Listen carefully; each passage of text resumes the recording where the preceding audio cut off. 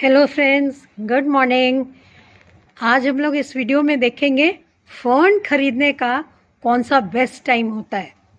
अभी अगस्त का महीना है, बारिशों के दिन हैं और यही महीना है जो इनफैक्ट सितंबर में भी बारिश जब भी आपके इलाके में शुरू होती हैं, हमारे यहाँ तो कई बार जुलाई से ही शुरू हो गई इस बार, तो जुलाई अगस्त अभी तो खूब बारिश हो रही है। तो अभी राइट टाइम है हमारे दिल्ली एनसीआर में। ज़रूर लें ये फ़र्न जो मैं दिखा रही हूँ। ये कई वैरायटीज़ में दिखाऊंगी। जो अभी आप देख रहे हैं ये बॉस्टन फ़र्न है। ये सबसे कॉमन तरीके का फ़र्न है और बहुत इजीली अवेलेबल है। ये आपको नर्सरी में करीब, अगर अच्छा वेल ग्रोन प्लांट लेते हैं तो 200 रुपये में मिल जाएगा, और वैसे पॉलीपैक में छोटे छोटे कंटेनर्स में अगर लेते हैं तो 100-150 में आराम से मिल जाता है। और ये भी मैं भी छोटे छोटे पॉलीपैक्स में ही लाई थी कई सालों पहले, और इनको ऐसे ही मल्टीप्लाई होते हुए देख रही हूँ मैं। 1 से 2 गमले हुए, 2 से 3, और अभी और मल्टीप्लाई हो सकते हैं। ये 2 गमले दिखा रही हूँ मैं, जो ये अभी दिखा रही हूँ।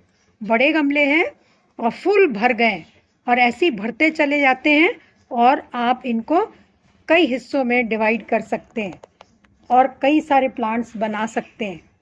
तो ये देखिए कितना इजी मेथड है, मगर अभी लाने का मैं बताती हूँ आपको फ़ायदे क्या होते हैं। बहुत सारे फ़ायदे आप देखेंगे जो अभी आपने अगर प्लांट खरीदा और लगाया अपने गार्डन में। ये जो आप क्रिसमस फर्न देख रहे हैं, ये थोड़ी सी डिफरेंट वैरायटी है। आपको फ़र्क पता चल गया होगा। इसकी लीव्स जो है थोड़ी बड़ी बड़ी होती हैं, और जो ये बॉस्टन फर्न की होती है ये थोड़ी सी छोटी छोटी होती हैं। ये फ़र्क है।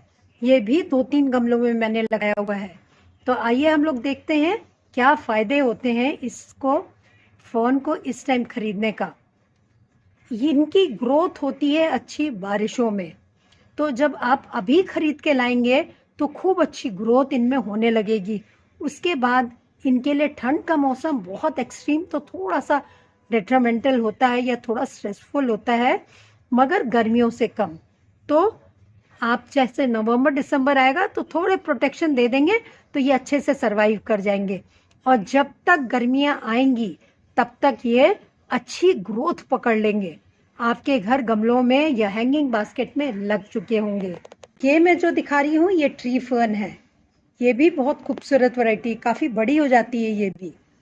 तो जब अच्छी ग्रोथ पकड़ लेंगे गर्मियों से पहले, तो जब गर्मियाँ आएंगी जो इसके लिए थोड़ा स्ट्रेसफुल होता है, तब आप इसको शेड में रख सकते हैं। क्लस्टर में रखें या शेड में रखें, पेड़ों के कहीं पर भी ऐसी जगह ईस्ट फेसिंग में रखें तो बेस्ट रहता है, ताकि ईस्ट फेसिंग में सुबह का सूरज मिले।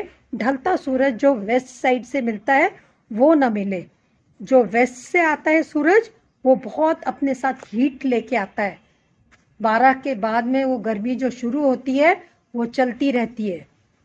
तो इसलिए आप ईस्ट फेसिंग में रखें, मगर फिर भी शेड में, एक्सट्रीम समर्स में।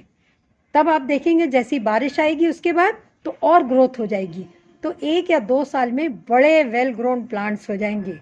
ये जो मैं प्लांट दिखा रही हूँ, ये वाला ट्री फर्न का, ये मैं एक जंगलों से बहुत छोटी सी पौध लेके आई थी, ऐसी पत्थरों से निकाल ली थी, और ये देखिए कितना अच्छी ग्रोथ ले ली है इसने। और इसमें एक बेबी प्लांट भी निकल आया है। ये देखिए ये एक बेबी प्लांट है।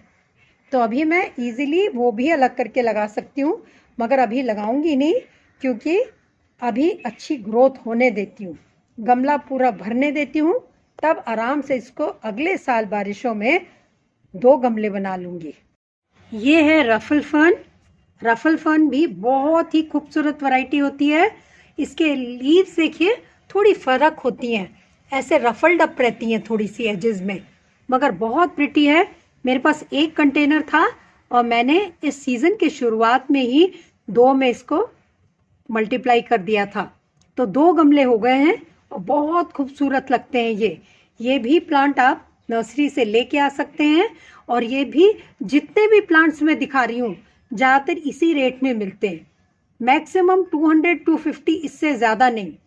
तो आप ऑनलाइन मंगाएं या नर्सरी से लेके आएँ, ज़रूर लेके आएँ। इस मॉनसून में पूरा फ़ायदा उठाएं और प्लांट खूब अच्छी ग्रोथ आपको दिखा के दिखाएगा अगले साल तक, एकदम कंटेनर भर चुका होगा। ये है गोल्डन फर्न। जब आप फर्न का प्लांट लेके आए घर में, तब आप उसको पहले मिट्टी तैयार करके जाएं घर में, और उसके लिए चाहे आप हैंगिंग बास्केट में लें चाहे गमले में लें, आप वेल ड्रेनिंग सॉइल लें।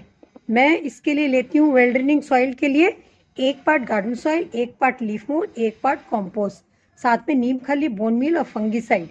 इसके लिए अगर हैंगिंग बास्केट लगा रहे हैं, बना रहे हैं, तो उसमें राइस हस्क डाल सकते हैं या एक्स्ट्रा लीफ मोल्ड डाल सकते हैं, क्योंकि ये फर्न के लिए लीफ मोल्ड बहुत ही अच्छी एक फर्टिलाइज़र होता है जो बहुत इंजॉय करता है, क्योंकि पहाड़ों में सूखी पत्तियां गिरती रहती हैं, उससे फर्टिलाइज़र बनता रहता है, और इसको नाइट्रोजन रिच फर्टिलाइज़र वैसे भी बहुत पसंद है।